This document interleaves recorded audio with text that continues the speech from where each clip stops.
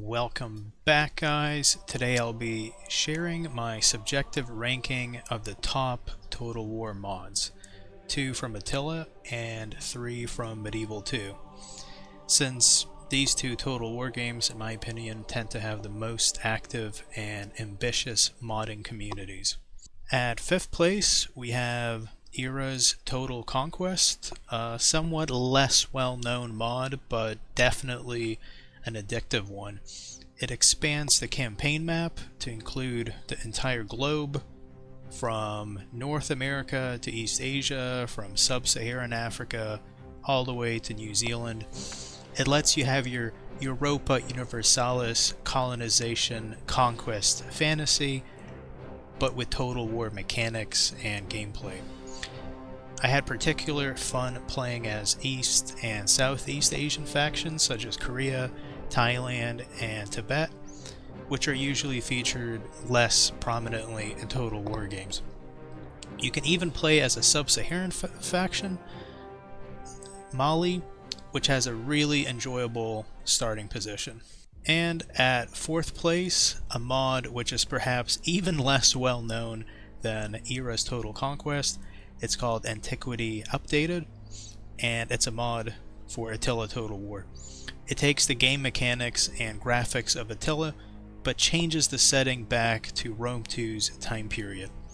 Instead of starting off as a large and bloated Roman Empire, you can play as the early Roman Republic. But what I find even more appealing is the added faction variety of factions which existed during Rome 2's time period, but not in Attila, such as the Illyrians and Gauls. Another benefit is not having to deal with the Huns. Be warned though, this mod feels somewhat unfinished, but I think what it offers makes up for its lack of polish. At number 3, maybe the most famous and popular Medieval 2 mod, Third Age Total War. An extremely beautiful and extensive overhaul with dozens of custom settlements and amazing unit variety. A must-play for any fan of Lord of the Rings or high fantasy in general. From the idyllic, curved architecture of Rivendell to the hellish Tower of Barad-dûr and Mordor, and everything in between.